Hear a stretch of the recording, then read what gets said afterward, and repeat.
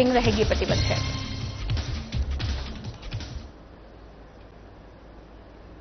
नमस्कार, मैं हूं आपके साथ अंकिता पाल। बुलेटिन की शुरुआत करते हैं। विधायक दर्शन सिंह गुर्जर ने सार्वजनिक निर्माण विभाग द्वारा, आपको बताते चलें कि हरनगर से यहां पर इस अवसर पर 2.5 करोड़ रुपए की लागत से निर्मित पुलिया का लोकार्पण किया है। और इस महत्वपूर्ण अवसर पर नगर परिषद सभापति, प्रतिनिधि और बीजेपी नेता सुशील शर्मा और हरनगर सरपंच, ग्रामवासी, स्थानीय प्रशासन के अधिकारी और अन्य गणमान्य व्यक्ति भी उपस्थित रहे। साथ ही इस पुलिया के निर्माण से क्षेत्र के लगभग 15 से 20 गांवों के निवासियों को बरसात के मौसम में आवागमन की समस्याओं से मुक्ति मिलेगी। साथ ही क्षेत्र में यातायात व्यवस्था अधिक सुगम और सुरक्षित होगा। इस पुलिया के निर्माण से क्षेत्र के ग्रामीणों की लंबे समय से चली आ रही मांग को पूरा किया गया है और बरसात के दिनों में नदी और नालों में उफान के कारण क्षेत्रवासियों को आवाजाही में भी भारी कठिनाइयों का सामना करना पड़ता था। ये पुलिया न केवल इन समस्याओं का समाधान करेगी बल्कि क्षेत्र के सामाजिक आर्थिक विकास को भी गति प्रदान करेगी।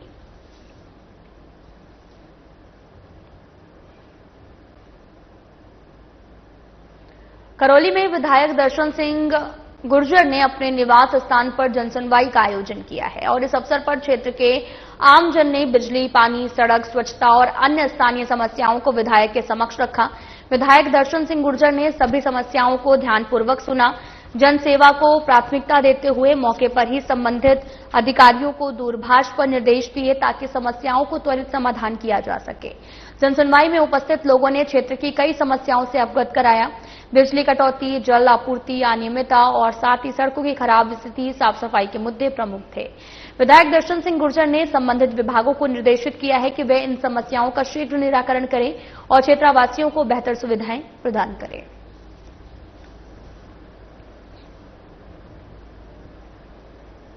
हनुमानगढ़ में जिला कलेक्टर डॉक्टर खुशहाल यादव ने टिब्बी क्षेत्र के घग्गर नदी तटबंध स्थित जीरो हेड का मौके पर जाकर निरीक्षण किया है। इस दौरान उन्होंने तटबंधों की स्थिति, जल प्रवाह की संभावनाओं और आपदा प्रबंधन से जुड़ी तैयारियों का गहन अवलोकन किया। वहीं संबंधित अधिकारियों को निर्देश दिए गए हैं कि तटबंधों की मजबूती और निगरानी में कोई ढिलाई नहीं रखी जाए। जल भराव और कटाव की स्थितियों पर विशेष सतर्कता बरती जाए। निरीक्षण के बाद जिला कलेक्टर डॉक्टर यादव ने पिरका मडिया ग्राम पंचायत में आयोजित बैठक में क्षेत्र की कई ग्राम पंचायत के प्रशासकों से चर्चा की। उन्होंने बाढ़ नियंत्रण, नालों की सफाई, जल भराव रोकथाम सहित ग्रामीण क्षेत्रों की अन्य समस्याओं के समाधान के संबंध में फीडबैक लिया है।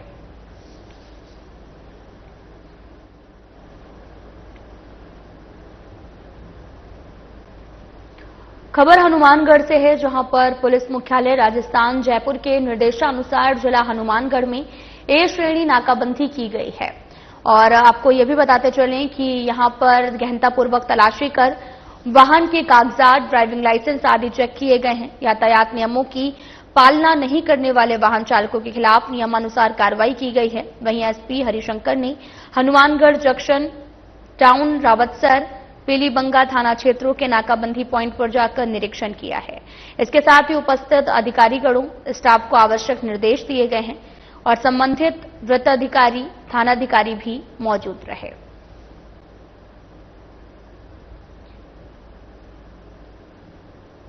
तो वहीं रेलवे ने भी यात्रियों को तत्काल टिकट निष्पक्ष और पारदर्शी तरीके से सुलभ कराने और उनके हितों की रक्षा के लिए तत्काल टिकट बुकिंग प्रणाली के महत्वपूर्ण संशोधन भी किए हैं और ताकि ये सुनिश्चित किया जा सके कि योजना का लाभ वास्तविक उपयोगकर्ताओं को मिल रहा है। साथ ही उत्तर पश्चिमी रेलवे के मुख्य जनसंपर्क अधिकारी शशि किरण के अनुसार रेलवे के ऑनलाइन तत्काल बुकिंग के लिए आधार ओटीपी सत्यापन अनिवार्य हो गया है। यात्री मोबाइल ओटीपी की सत्यापन के बिना तत्काल टिकट हासिल नहीं कर पाएंगे। नई व्यवस्था के तहत में रेलवे की तत्काल टिकटें आईआरसीटीसी की वेबसाइट पर और मोबाइल ऐप पर और भारतीय रेलवे के पीआरएस काउंटर और अधिकृत एजेंटों के माध्यम से भी जो है वो बुकिंग के लिए तभी उपलब्ध होंगी जब रेलवे आरक्षण सिस्टम द्वारा जनरेटेड ओटीपी का प्रमाणीकरण होगा, जो बुकिंग के समय उपयोगकर्ता द्वारा दिए गए मोबाइल नंबर पर सिस्टम के माध्यम से भेजा जाएगा। तत्काल आरक्षण टिकट लेने वालों को अब आधार नंबर से जुड़े सिम वाला मोबाइल टिकट बुकिंग के दौरान अपने साथ रखना होगा।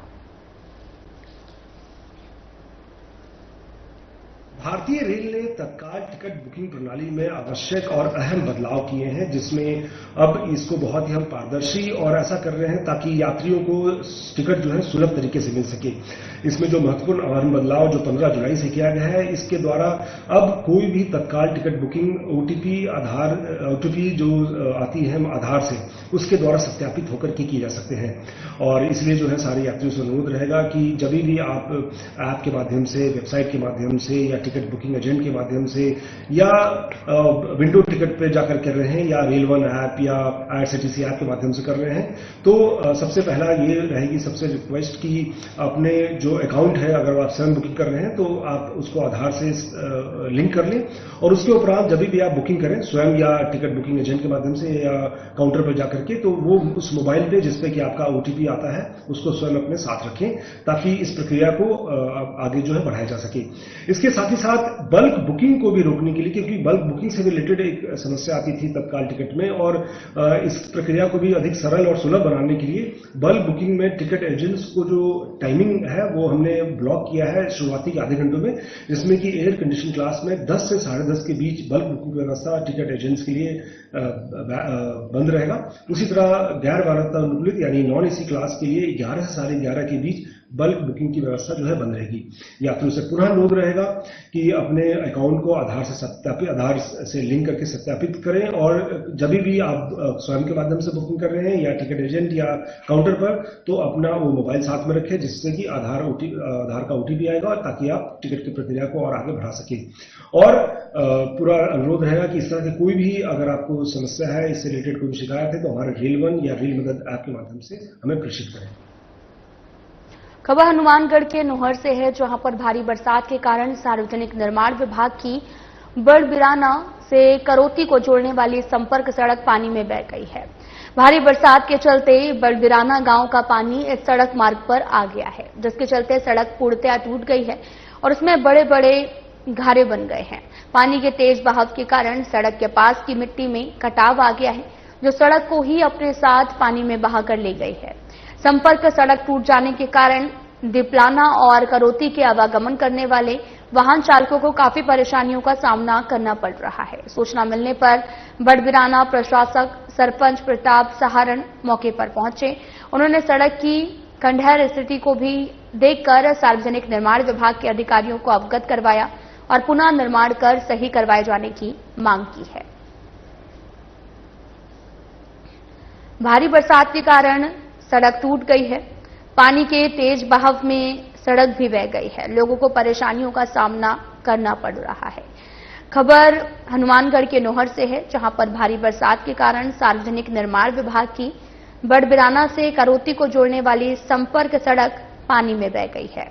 तस्वीरें भी दिखा रहे हैं आपको, जहां पर भारी बरसात के कारण सड़क काफी ज्यादा टूट गई है, पानी के तेज बहाव में बह गई है, जिससे यहां पर लोगों को तमाम तरह की परेशानियों का सामना भी करना पड़ रहा है। बड़े बड़े घारे बन गए हैं और पानी के तेज बहाव के कारण सड़क के पास की मिट्टी में कटाव आ गया, जो सड़क को ही अपने साथ पानी में बहा कर ले गई है। संपर्क सड़क टूट जाने के कारण काफी परेशानियों का सामना करना पड़ रहा।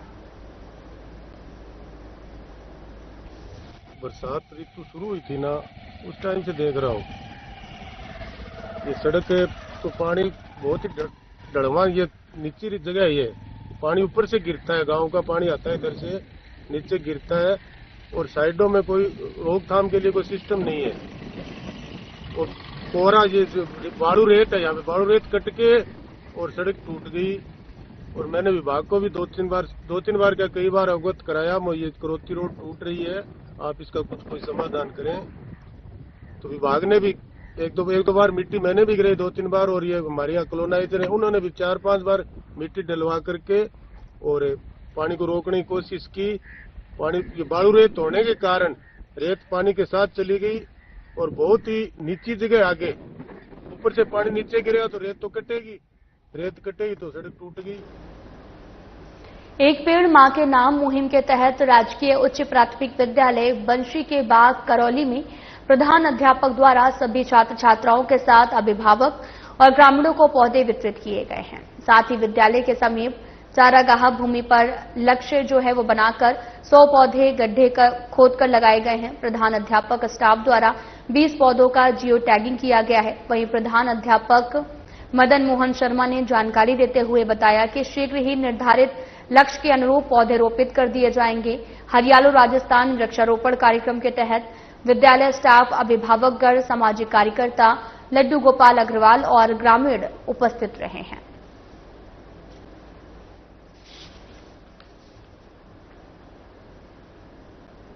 शहर के सर्किट हाउस से रामगढ़ की ओर जाने वाली मुख्य सड़क पर स्थित व्यास छतरियों की ढलान पर करोड़ों की सार्वजनिक जमीन पर अवैध कब्जे का मामला सामने आया है, जहां पर पुष्पकरणा समाज ने आरोप लगाया है कि नगर परिषद की मिलीभगत से भूमाफियाओं ने कूट प्रचित दस्तावेज के माध्यम से ऐतिहासिक स्थल की जमीन हड़प ली है।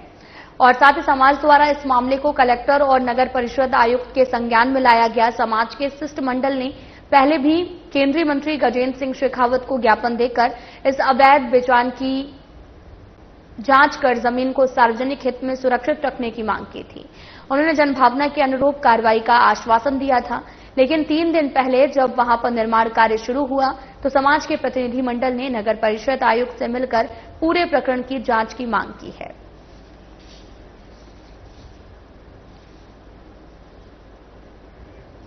आपको बताते चलें कि करोड़ों के सार्वजनिक जमीन का पर अवैध कब्जा किया गया है और साथ ही पुष्करणा ब्राह्मण समाज ने भी गंभीर आरोप लगाए हैं। नगर परिषद की भूमाफियाओं से मिलीभगत का मामला सामने आया है और साथ ही आपको यह भी बताते चलें कि समाज द्वारा इस मामले को कलेक्टर, नगर परिषद आयुक्त के संज्ञान में लाया गया है। समाज के शिष्टमंडल ने पहले और केंद्रीय मंत्री गजेंद्र सिंह शेखावत को ज्ञापन देकर इस अवैध बेचान की जांच कर जमीन को सार्वजनिक हित में सुरक्षित रखने की मांग की थी।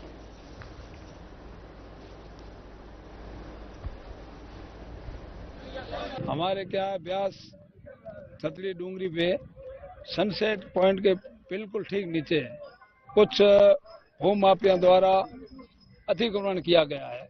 तो हमने इसके बारे में माननीय आयुक्त महोदय से भी निवेदन किया था काम रुकवाने के लिए, तो उन्होंने हमें आश्वासन दिया था कि आपका काम रोक दिया जाएगा। ये शुक्रवार की बात है, परंतु शनि आदित्य और सोमवार तक हमने इंतजार किया, काम रुका नहीं। इसलिए पुष्करणा समाज में बड़ा आक्रोश है और उन्होंने 3 दिन धैर्य रखा। हमने अपने समाज के नेतृत्व के अंदर आज कलेक्टर साहब से ये निवेदन किया है कि या तो हमारे ब्यास डूंगरी के नीचे काम चल रहा है, पोल्डर रोड है और कुछ भूमाफिया द्वारा यहाँ अतिक्रमण भी किया गया है, नियमन भी कराया गया, उस नियमन को तुरंत प्रभाव से निरस्त किया जाए और जो अभी काम चल रहा है उसको तुरंत रोका जाए। और हमें कलेक्टर साहब ने विश्वास दिलाया है कि आप निश्चित रहे और आपका काम हो जाएगा। अब हमने आपकी बात सुन ली है। अगर हम 10 दिन और इंतजार करेंगे, हमें कलेक्टर साहब पे भरोसा है, नहीं हुआ तो फिर समाज अपना एक्शन लेगा। के खसरा नंबर 48 है जो जैसलमेर से बड़ा बाग रोड होके जाती है, इसके पास में रघुनाथ सिंह जी का जवाहर निवास बनी है। वो उसके आज जो खसरा नंबर 48 है जो राजस्व रिकॉर्ड में गैर मुमकिन आबादी नगर परिषद है, उसके अंदर अवैध रूप से नियमन करके और 5-6 लोगों को अलॉटमेंट वगैरह पट्टे दिए, जो गलत है। क्योंकि शहर पन्ना के अंदर कोई भी एनओसी वगैरह नगर पालिका से लेवे तो चलता है। जब सेटलमेंट ऑफिसर यहाँ पर आए थे सम्मत 12 में, सम्मत 22 में, तो ये सबकी सेटलमेंट ऑफिसर 1 नंबर से सब काम करके गए हैं। तो इसमें अगर दरबार की रघुनाथ सिंह जी की होती, किसी की होती, तो उसी टाइम दर्ज हो जाती। रघुनाथ सिंह जी होशियार दरबार थे। तो ये सब अवैध रूप से काम किया हुआ है। जो अलॉटमेंट हुए, जो भी रजिस्ट्री कराई है, वो सब फर्जी रजिस्ट्री है और कलेक्टर साहब को इसके लिए संज्ञान लेना। अगर आप जोधपुर के निवासी हैं तो किसी अस्पताल, कोचिंग इंस्टीट्यूट या फिर बाजार में अपनी बाइक छोड़ रहे हैं तो सावधान, क्योंकि जोधपुर पुलिस कमिश्नरेट में वाहन चोरों के हौसले जो हैं वो लगातार बुलंद होते जा रहे हैं और अब पुलिस कर्मियों की बाइक भी सुरक्षित नहीं है। वाहन चोरों ने एक पुलिसकर्मी की बाइक चोरी कर ली है, जिसका वीडियो अब सीसीटीवी कैमरे में भी कैद हो गया है। इसके चलते पुलिस ने मामले में त्वरित कार्रवाई कर चोरों की तलाश शुरू कर दी है।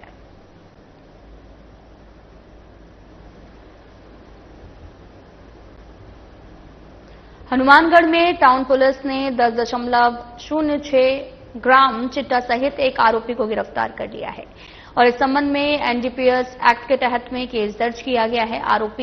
पुलिस आरोपी से पूछताछ कर रही है। वहीं सीआई सुभाष कछावा ने बताया कि एसआई मोहर सिंह की टीम के साथ गश्त के दौरान गांव अमरपुरा थेड़ी रोही में भद्रकाली रोड पर भारतमाला पुल के नीचे एक संदिग्ध को रोककर तलाशी ली गई तो 10.06 ग्राम चिट्टा बरामद हुआ। आरोपी की पहचान लवप्रीत सिंह पुत्र जरनैल सिंह निवासी दरोली भाई जिला मोगा पंजाब के रूप में हुई है।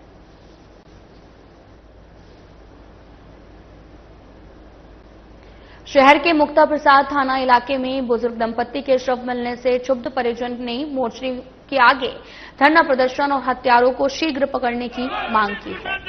उन्होंने आरोपियों की गिरफ्तारी नहीं होने तक शव उठाने से इनकार करते हुए कहा कि धरना प्रदर्शन जारी रहेगा। एडवोकेट अशोक प्रजापति ने बताया कि 24 घंटे से भी अधिक का समय बीत जाने पर भी पुलिस आरोपियों को गिरफ्तार नहीं कर पाई है। साथ ही एमपी कॉलोनी के सेक्टर नंबर 313 में 70 साल के गोपाल वर्मा और 67 साल के निर्मला वर्मा के शव मिले हैं। पता चला है कि मकान अंदर से बंद था।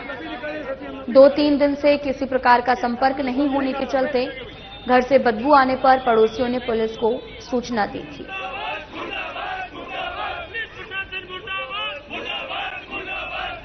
दरअसल पूरा मामला बीकानेर से सामने आया है, जहां पर घर में बुजुर्ग दंपत्ति के शव बरामद किए गए हैं। परिजनों ने धरना प्रदर्शन किया है। आरोपियों की जल्द से जल्द गिरफ्तारी की मांग भी की जा रही है।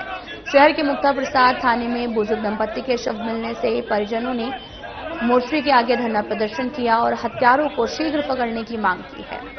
उन्होंने आरोपियों की गिरफ्तारी नहीं होने पर शव उठाने से इनकार करते हुए कहा धरना प्रदर्शन जारी रहेगा।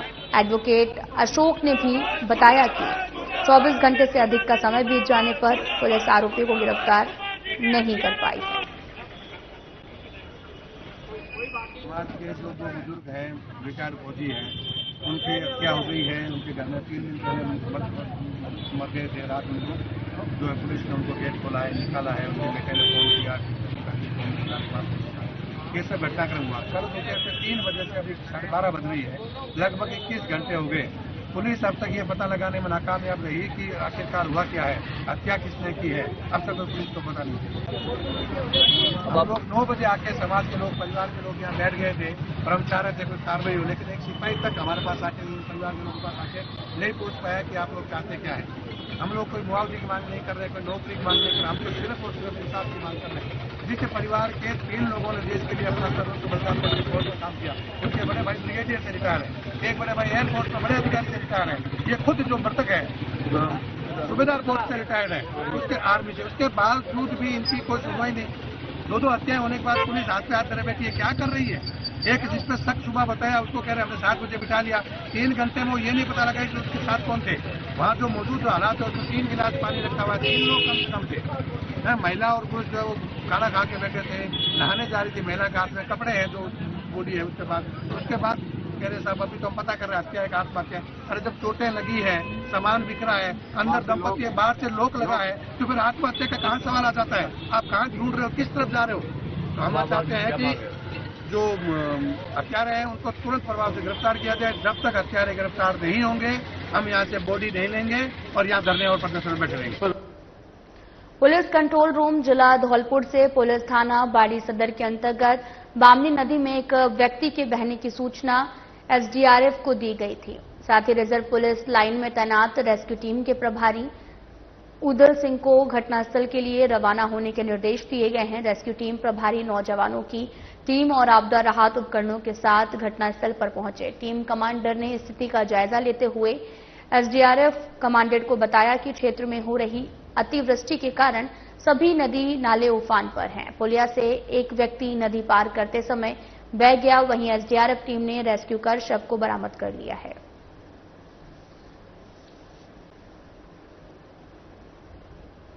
करौली में जिला कलेक्टर नीलाभ सक्सेना की अध्यक्षता में सोमवार को कलेक्ट्रेट सभागार में 3 अहम बैठकें आयोजित की गई। आवश्यक सेवाओं की साप्ताहिक समीक्षा बैठक में कलेक्टर ने सड़क, बिजली, चिकित्सक, जल आपूर्ति जैसी सेवाओं की गुणवत्ता बेहतर करने के निर्देश दिए। मानसून को देखते हुए टूटी सड़कों की मरम्मत, जल भराव वाले क्षेत्रों में सतर्कता बरतने को कहा। वहीं नीति आयोग के आशान्वित जिला कार्यक्रम की समीक्षा बैठक में चिकित्सक शिक्षा, महिला बाल विकास और कौशल विकास में कम प्रगति वाले अधिकारियों को 17 सीसीए के तहत चार्जशीट जारी करने के निर्देश दिए। कलेक्टर ने संबंधित विभागों को निर्धारित लक्ष्यों की 100% पूर्ति सुनिश्चित करने को कहा। इसके साथ ही सड़क सुरक्षा समितियों की बैठक में हाईवे से लगे विद्यालयों और पंचायत भवनों के पास चेतावनी बोर्ड, रंबल स्ट्रिप्स और साथ ही अन्य उपकरण लगाने के भी निर्देश दिए गए। 15 और 16 जुलाई को मंट्रायल और मासलपुर में विशेष शिविर भी आयोजित किए जाएंगे।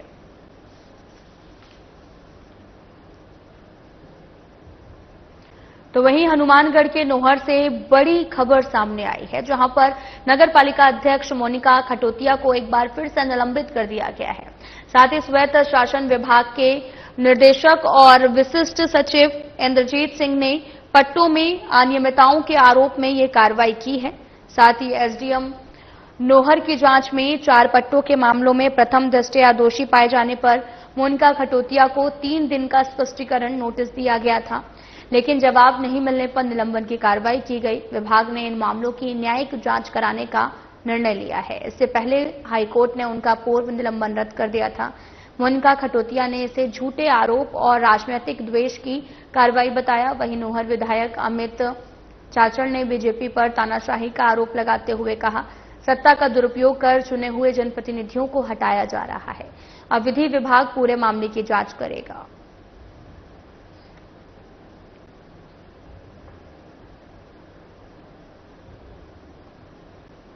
हनुमानगढ़ से खबर है कि माउंट आबू में पत्रकार हरिपाल सिंह पर हुए हमले के विरोध में Indian federation of working journalist ने मुख्यमंत्री के नाम जिला कलेक्टर खुशहाल यादव को ज्ञापन सौंपा है। आईएफडब्ल्यूजे जिलाध्यक्ष राजू रामगढ़िया के नेतृत्व में सौंपे गए ज्ञापन में दोषियों पर सख्त कार्रवाई की मांग की गई। उन्होंने कहा कि पत्रकारों को सरकार द्वारा सुरक्षा प्रदान की जाए, पत्रकार सुरक्षा कानून को जल्द लागू किया जाए। ज्ञापन में बताया गया कि देश में पत्रकारों पर हमलों की घटनाएं बढ़ती जा रही हैं, जिससे वे असहाय और भयभीत महसूस कर रहे हैं। पत्रकारों को अपने काम में खुलकर कार्य करने में खौफ सता रहा है। उन्हें उचित सुरक्षा की आवश्यकता है। माउंट आबू में हरिपाल सिंह पर हमले के आरोपियों के खिलाफ कड़ी कानूनी कार्रवाई की मांग की गई है। इस दौरान करनी सेना और विप्र फाउंडेशन के कार्यकर्ता भी मौजूद रहे।